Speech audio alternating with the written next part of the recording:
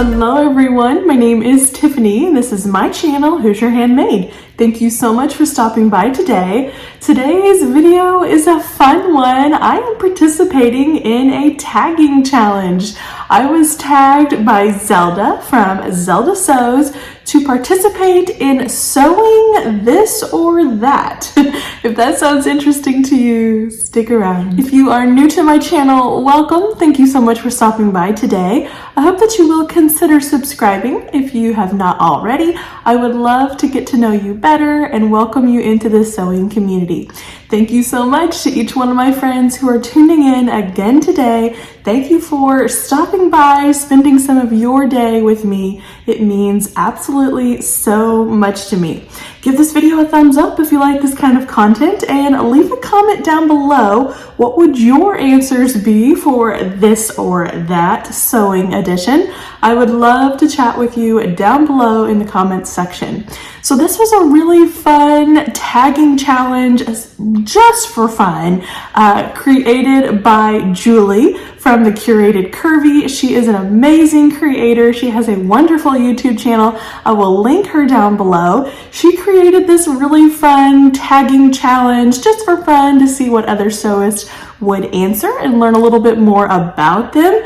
And Zelda from Zelda Sews tagged me. Thank you so much, Zelda, for thinking of me and including me. I will leave a link below to Zelda's channel as well. So this game really is just for fun. There are 4 topics about sewing and we're just talking about preferences.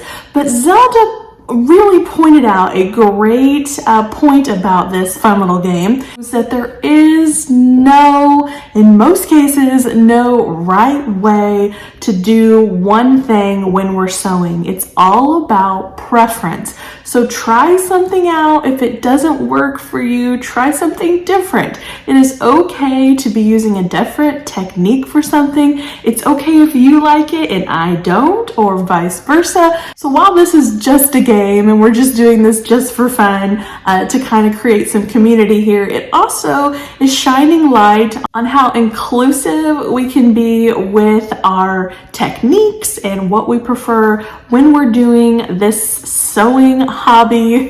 So without further ado, let's get into the questions. This is This or That Sewing Edition. The first topic is sewing preparation, so sewing prep. The first question is shopping new or stash busting? I would love to say shopping new. I really prefer probably to shop new, but if you followed me for any amount of time, you probably know that I'm on a stash busting endeavor this year. So I'm going to answer stash busting because that's what I've really tried to focus in on this year. And it's been really fun to get back to those fabrics that I loved, bought, and then set on the shelf. So that's my answer for number 1. Number 2 is PDFs versus paper patterns. I started out with big 4 patterns. That's how I inched my way into sewing. Quickly realized that PDF and MD patterns were better for sizing. But as far as prepping PDFs or prepping paper, I'm definitely going to say that paper is easier to already have your pattern printed out and not have to tape it together. Is definitely easier, but I prefer PDF or MD patterns. Question 3 is cutting versus tracing. I'm a tracing girl. I started out cutting a pattern and quickly realized that I was wasting a lot of the pattern and I never get those sizes back again. So I trace all of my patterns, even most of Addie June's. I will trace off her little patterns as well. I kind of like that process. It's all about the anticipation of a new project. So I'm definitely a tracing girl. And the last question for this topic is muslin or just go for it? For the most part, I am a just go for it girl. Now, I do have quite a bit of fabric in my stash. So for the most part, I do wearable muslins or wearable toiles. So if it fits good and I can make it work, that's fine. If not, it's really not precious fabric. So I definitely would muslin anything that I was getting ready to sew in my precious fabric. But for the most part, I have enough fabric in this stash that I can do those wearable toiles very easily. let's move on to topic 2, which is fabric. Question number 1 is in-store or online shopping. I love to do some online shopping, but it is most fun for me in-store where I can see the fabric, I can touch the fabric, I can feel the quality, I can feel the weight, I can feel how soft it is. So in-store is definitely my jam. Question 2 is knits versus woven. Dun, dun, dun, dun. Which one am I gonna choose? If you've been following me for a while, you know I'm gonna say knits. Knits are my favorite to wear. They're my favorite to sew. I love sewing with knit fabric. I'm trying to tiptoe over to the woven side though. I'm trying to get better at sewing with wovens as well. Question number 3 is tumble dry or hang to dry. I'm going to answer this question in 2 parts. First part is going back to topic 1, sewing prep. In preparation, I always wash my fabric. All my fabric gets washed in a cold water wash, and then all of the yardage gets put into a dryer, and then I tumble dry the yardage. Now, the second part of this question, when I go to wash my makes, I will wash it again in a cold water wash, but I never put my clothes in a dryer. I'm just too scared about shrinkage. Even though I've prepped my fabric and pre-washed it, I never put my makes in a dryer. So for this one, I'm definitely a hang to dry when I'm washing my finished makes. And then the last one on this topic, rotary cutter versus scissors. I'm definitely a rotary cutter girl. I started out using a rotary cutter in my quilting, and then I tried scissors. I tried them out and quickly realized that I could also use my rotary cutter when cutting out my garment fabric as well. So haven't looked back. Scissors are just too clunky. They're so much slower. I love using my rotary cutter. Let's move on to topic 3, clothing construction. There are 8 questions in this one. Let's do it quickly together. Number 1, follow the pattern or wing it. I'm a follow the pattern kind of girl. I like to follow instructions, and actually in doing so, I have learned a lot of techniques. At this point in my sewing, I pretty much know how to put a garment together, but I've found that I'm learning some new techniques by just following the instructions. For example, that Kinjarling dress that I just created not too long ago from Waves and Wild, they put the bodice and the skirt together in a way that I would have not thought about before. So sometimes following the instructions can be pretty beneficial. Number 2 is bias tape versus facings. I'm gonna say neither. I really prefer a neckband. Going back to sewing with knits, I love to do neckbands. I've gotten pretty good at them. If I'm doing a woven garment, I would say I prefer facings. I don't have too much experience with bias binding or facings. I need to get better at both. Number 3 is serge or French seams. If you've been following me, you probably know I'm gonna say serged. French seams are just fiddly. They're just fiddly. They take too much time for this busy mama. They're beautiful. I like the finished result, but for the most part, I'm not gonna take the time to do them. Number 4 is button or zip fly. I'm going to say neither because I have created neither one of those in my sewing experience thus far. Number 5, button by hand or machine. I have never sewn a button on by machine. Always hand sew my buttons. Number 6 is fusible or sew and interfacing. Again, I've never used sew and interfacing.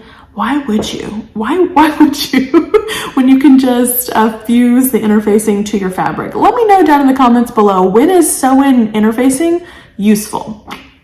Number 7, snip as you go or all at once. Definitely as you go. I get so frustrated when I forget to snip my little threads, and then I'm left with a ton to catch up on at the end. So definitely as you go. And the number 8 is press as you go or all at once. Definitely press as you go. Now this one might not be just a preference. I'm telling you guys, there is a difference in pressing all of your seams, setting them, getting them hot with your iron. It really makes a big difference in your make. It will help lend a professional look to your makes. Try it. Try press as you go. If you're an all at once kind of person, it really does make a difference.